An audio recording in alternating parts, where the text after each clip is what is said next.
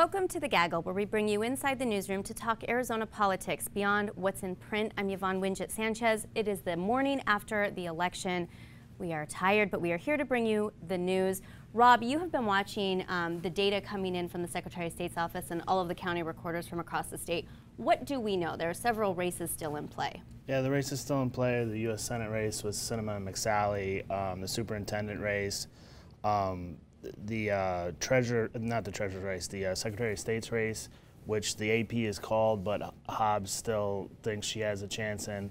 It's just we have just this huge sheer number of ballots that are still outstanding statewide. As of midday Wednesday, it's like 650,000. What do the trend lines tell us from the past, I guess from the recent data dumps, about where some of these races might be headed? Are they trending for Republicans? Are they trending for Democrats? It's really race specific, right? So the McSally-Sinema race, Sinema won in Pima County. There's about 100,000 votes left in Pima County. McSally won in Pinal. There's about 40-ish thousand left in Pinal. And then Sinema won so far in Maricopa, but whether that continues with this huge amount we have out, who knows? So it's going to be really close. We might not know for a week. So both of the candidates for the U.S. Senate, Republican Martha McSally, Democrat Kyrsten Sinema, have left their congressional districts. You have been tracking the congressional districts. You cover the delegation for the Republican AZ Central. What do we know about these federal races? So my takeaway for the federal races is Democrats had a pretty good night overall in terms of results. They won 5 of the 9 House races, so they retake the majority in Arizona's delegation. It had been 5-4 Republican, now it switches. What's interesting, though, is that Democrats actually did not get more votes in the state as things stand at the moment. So Republicans, they're sort of, they ran up vote totals, but they didn't win all the races. There's going to be some disappointment about that, but it also sort of lends itself to this mixed message about what voters have actually said about this midterm election. And so the Democrats have what matters most, which is a narrow majority on that they will send to Washington in January. But again, not exactly a sterling performance, especially in the 8th District, where Harold Tiperneny was really hoping for an upset of Debbie Lesko, and instead she ends up getting a double-digit loss. I mean, as things stand, I guess we walk away looking at these statewide races, understanding there are some that are still too close to call. Arizona's still a red state. Seems to be. There's not much evidence that has changed in terms of results. The margins may be closer, the participation may have been more intense, but in terms of the results, especially at the congressional level, they flipped one seat. This is a seat that has flipped several times in recent years. Democrats got the one that they could get.